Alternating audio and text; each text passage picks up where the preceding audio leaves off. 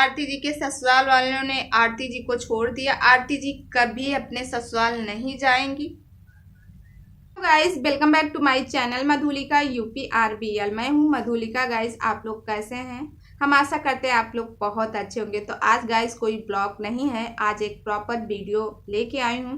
वैसे तो आपने थंबनेल ही देखा होगा मेरा आज का वीडियो क्या है। तो हाँ गाइस, आज मैं बात करने वाली हूँ प्रतीक की आरती ब्लॉगर्स के बारे में। और जैसे कि आपको मालूम है कि इनकी करीब 15 दिन से तबीयत खराब है। इनके साथ जो भी घटना है आपको मालूम होगा, मगर फिर भी एक बार मैं वो घटना को यहाँ पे दोहरा रही हूँ।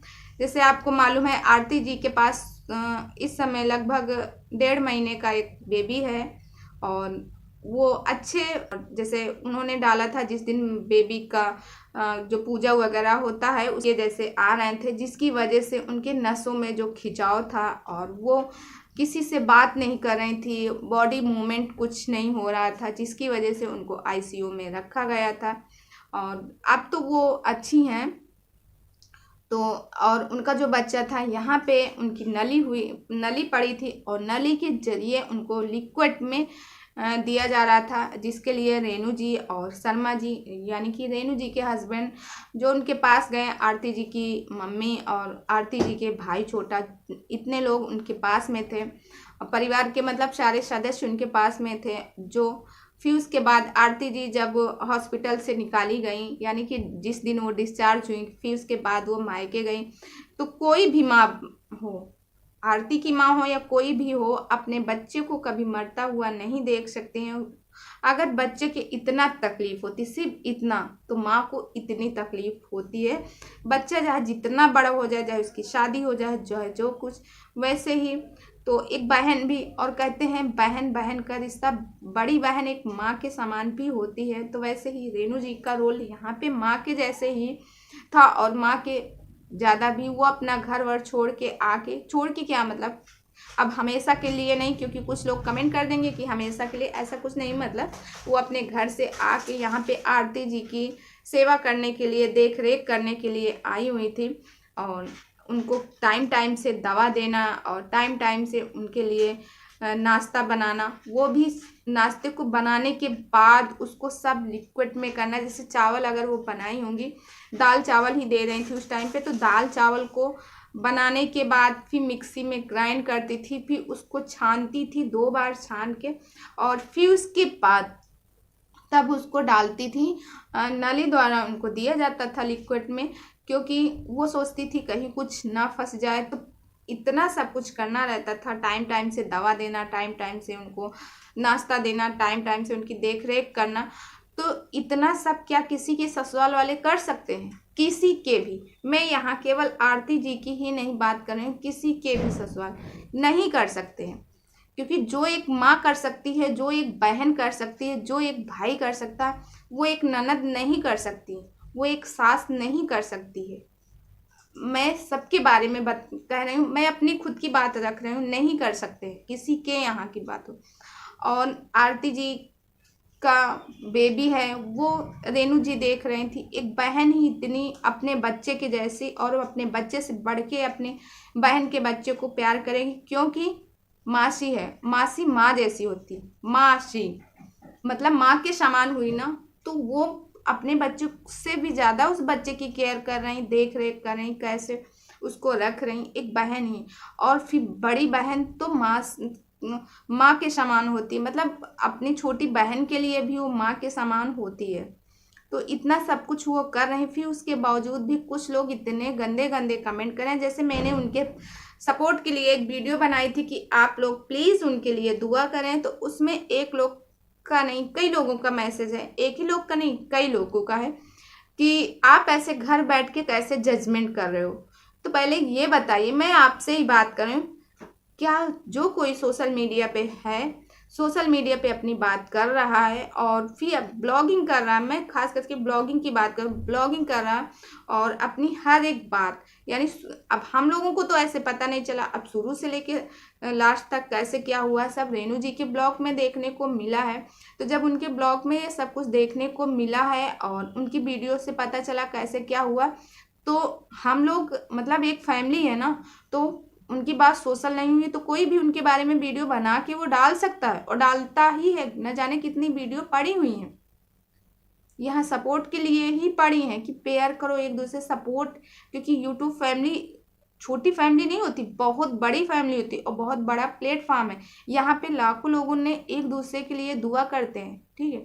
और जैसे आपने कहा कि जजमेंट करके और तुम कौन होती हो, तो मैं क्यों नहीं होती हूँ, मैं क्यों नहीं होती हूँ, मैं आपसे ये जानना चाहती हूँ। क्या इस जगह पे एक सासू माँ को नहीं सेवा करनी चाहिए अपनी बहू की? अगर माँ और बहन ना करती, माँ और बहन ना होती तो कौन करता उनकी सेवा? फिर आरती जी को अपने बच्चे के बारे में यही सोचती थी कि पता नहीं मतलब ऐसी हालत थी, जिसकी एक हफ्ते पहले कैसी हालत थी आप लोग खुद ही जान रहे थे कि वो चल नहीं पा रही थी, उनकी नाक में नली पड़ी थी, उसी से उनको लिक्विड में दिया जाता था। और फिर उनका दिमाग सिर्फ बच्चों के ऊपर अपने लगा रहता था कि मेरे बच्चों का क्या होगा, मेरे बच्चों का क्या होगा, मैं सही होंगी कि नहीं होंगी, मेरे बच्चों का क्या होगा। तो ये हर एक माँ के ऊपर होता है। जब वो बीमार होती है तो सबसे पहले उसका दिमाग सिर्फ और सिर्फ अपने बच्चों पे जाता है। मैं अपनी खुद की बात बता रही हूँ, अपना खुद का एक्सपीरियंस आप लोगों के साथ शेयर कर रही हूँ। जैसे मेरे भी ऐसी सिचुएशन हुई है। जब मेरी शादी हुई, शादी के ठीक 2 साल बाद मुझे ट्यूमर, इतना बड़ा ट्यूमर, 2.5 किलो का ट्यूमर हो गया था। 16 सेंटीमीटर उसकी लंबाई थी और 16 सेंटीमीटर उसकी चौड़ाई थी। तो 15 सेंटीमीटर की स्केल होती है छोटी वाली, तो लगभग वो इतनी बड़ी थी। और डॉक्टर ने जैसे ही डॉक्टर ने देखा इतना बड़ा, और डॉक्टर ने मुझसे यही कहा कि अगर पानी भर गया होगा तो मैं ऑपरेशन नहीं करूँगा। क्यों नहीं करूँगा? क्योंकि आपके पानी भर गया होगा, अगर आपको 6 महीने चलना होगा तो जैसे ही ऑपरेशन करेंगे वैसे ही कुछ भी हो सकता है, डॉक्टर ने यहाँ तक बोल दिया। मैं उस टाइम पे सिर्फ रोना ही रोना, क्योंकि उस टाइम पे मतलब जांच नहीं हुई थी कि इसमें पानी भर गया कि नहीं भर गया। जैसे ही उसकी जांच आई, उसकी जांच लगभग 1 वीक बाद आई।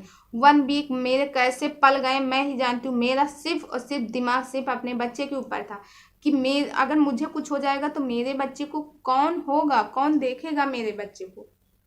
तो वही हर एक माँ की यही बात होती है। वो बीमार होगी, उसको थोड़ा सा कष्ट होगा तो अपने ऊपर दिमाग नहीं जाता, किसी के ऊपर नहीं, वो सिर्फ और सिर्फ अपने बच्चे के ऊपर जाता है। वैसे ही आरती जी का है। आरती जी के हस्बैंड को इस समय सबसे ज़्यादा साथ देना चाहिए, उनके हस्बैंड को, क्योंकि जब बीबी बीमार होती हैं, क्योंकि भाई हमारे यहाँ तो 7 फेरे लिए जाते, जब 7 फेरे लिए जाते, जब हम सफ़र के सुख और दुख कहते हैं ना, सुख में जब साथ है तो दुख में क्यों नहीं साथ है। तो इस समय सबसे ज़्यादा उनके हस्बैंड को उनका सपोर्ट करना चाहिए, साथ देना चाहिए। मगर हो सकता है कोई भी रीज़न हो जिसके वजह से उनके हस्बैंड नहीं है साथ में।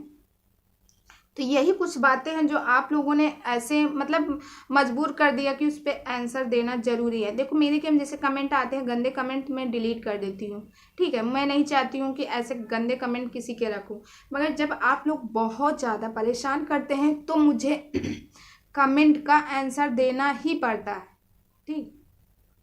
अब जैसे आरती जी ने बताया, अब जैसे वो इस समय आप लोग जान रहे कहीं दूसरी जगह पे हैं जहाँ पे अपना वो ट्रीटमेंट करवा रहे हैं, और काफ़ी उनको रिकवर भी काफ़ी हो गई, पहले से बहुत ज़्यादा ठीक हो गई हैं। जैसे कि उनकी वीडियो में देखने को मिला, रेणु जी की वीडियो में देखने को मिला कि दिन का दिन अच्छी हो रही हैं। और भगवान से हम यही दुआ करेंगे कि बहुत जल्दी अच्छी हो जाएं, अपने बच्चों के साथ वैसे हैं, क्योंकि वो नौनिहाल बाबू है, उसके साथ रहें, क्योंकि इस समय उसको अपनी माँ की सबसे ज़्यादा ज़रूरत है। यही विश करेंगे आरती जी के लिए। तो गाइस बस यही कुछ बातें थी जो आप लोगों के साथ शेयर करनी थी। तो प्लीज़ कमेंट जब किसी के बारे में हम करें तो उसको थोड़ा सा सोच समझ के करें। और गाइस मोबाइल से ही वीडियो बना रहे थे तो यहाँ पे आ गया था फ़ोन, और मैंने फ़ोन को कट कर दिया है, कॉल नहीं रिसीव किया। तो बस गाइस यहीं तक का वीडियो, और आई होप आप मेरी बात से सहमत होंगे और मेरी बात को समझेंगे। और गाइस जाते जाते एक बात और बोलेंगे, अगर आप इस चैनल में नए हैं तो प्लीज़ सब्सक्राइब माई चैनल।